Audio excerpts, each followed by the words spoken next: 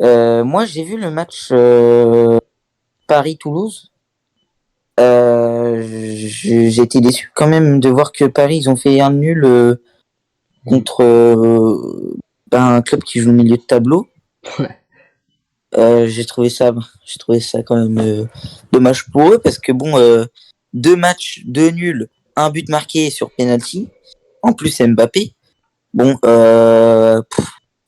ils auraient pu mettre déjà, ils auraient pu aligner largement Dembélé et Mbappé Dès le début de dans le match. 11 de départ. Hein. Ouais. C'est ça, ils auraient pu le mettre dès le début du match, tu vois. Je sais pas pourquoi ils ont pas fait. Ouais, vraiment, ouais. Mais du coup, est-ce que tu penses que Luis Enrique fait un mauvais début de saison par rapport aux autres entraîneurs? Bah, et par rapport aux autres entraîneurs, bah oui, bien sûr. Quand tu regardes le début de saison que fait l'entraîneur de Brest ou encore l'entraîneur de Montpellier ou autre, hein, autre entraîneur, quand tu regardes, je trouve quand même que bon, oui, Lucien Riquet fait un mauvais début de saison, hein, Mm. et bon, Bah, ça me fait mal enfin, de je veux le dire dire. avec les joueurs, hein. Ça me fait mal de le dire, mais Christophe Galtier a fait un meilleur début de saison que lui. Ah oui, ça forcément, oui. Oui, oui. Après, t'en avais un qui avait Messi et Neymar dans l'équipe, quoi. Ouais, Puis ouais, qui a mais commencé avec Mbappé en truc. Mbappé, il l'a eu qu'au deuxième match.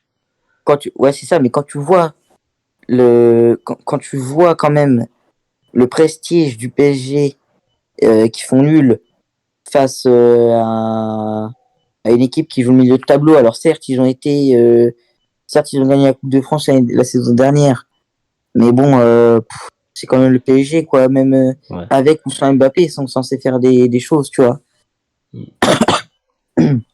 Et du coup, tu penses que Mbappé doit partir ou pas? Bah, même s'il a dit qu'il partirait pas, oui, pour moi il doit partir. Il y a pas de question à se poser. Là, il doit partir au bon moment pour moi, mais bon, là, il est en train de ramener tous ses potes de l'EDF à Paris. Bah, d'un côté, Là, ça m'arrange. oui, d'un côté, en fait, les deux sont. En fait, dans les deux cas, il nique les deux équipes, en fait. Dans les deux cas, il nique tout le monde. Parce que s'il reste à Paris, il nique le Real. Et en plus, du coup, il va certainement prolonger. Donc, il va toucher quand même pas mal d'argent. Puis, s'il part au Real, il va pareil toucher pas mal d'argent, tu vois. Ouais. Donc, oui, pour moi, il doit partir. Après, il n'est pas obligé de le faire, même si bon, il a dit qu'il est resté. Mais bon, s'il ramène tous ses potes de l'EDF au PSG, pour moi, bon, s'il ramène Colo, par exemple, c'est très bien. Et en parlant de ramener des joueurs, tu penses que quelle recrue serait bonne pour le PSG? Bah, Colomiani, déjà, Ouais. ça c'est bon. Pourquoi pas moi, j'aimerais bien quand même que, bah, on en parlait, je crois, le PSG en parlait la saison dernière, de faire venir plus de joueurs, plus, on va dire, avec le sang parisien, comme Colomiani, je crois, qui est né à Paris, ou Manu Koné, ou plein d'autres joueurs, tu sais, qui avaient le sang parisien, comme Ouais. Thuram, etc., qui sont nés à Paris, etc., tu vois. Donc Mais bon, bon, après, tu vas pas gagner la Ligue des Champions en ramenant Marcus Thuram, quoi. non, mais au niveau collectif, je trouve que ça peut être meilleur que des mecs comme Lucas Hernandez ou Asensio qui pareil, commencent à aller à faire chier un peu le monde, etc. Genre aller en boîte, Puis etc. moi déjà, ce que je voudrais parler d'un truc, c'est déjà, faudrait qu'ils apprennent à parler français pour améliorer la cohésion d'équipe. C'est ça, Et c'est quand tu d'ailleurs, vois que la Lucie, moitié des joueurs, quand tu vois, vas-y, n'en parle pas. quand tu vois que la moitié des joueurs ne savent pas parler français dans l'effectif, Ouais, voilà. genre je veux dire sur 11 joueurs, je sais même pas s'il y en a Bah, 5 qui savent parler t'as les français, tu vois. Français, et en international, Marquinhos, Verratti, Donnarumma, je crois qu'il sait parler un peu français. Mais après les autres, je sais même pas, hein. Bah attends, là en vrai, Neymar, on aurait dit, il venait passer la frontière. c'est ça, et Neymar, c'est pas. Après, bon, c'est quand même Neymar, tu vois, mais bon. Ouais. Genre, je veux dire, là, sur l'effectif du PSG, je vais prendre leur match contre Toulouse, par exemple.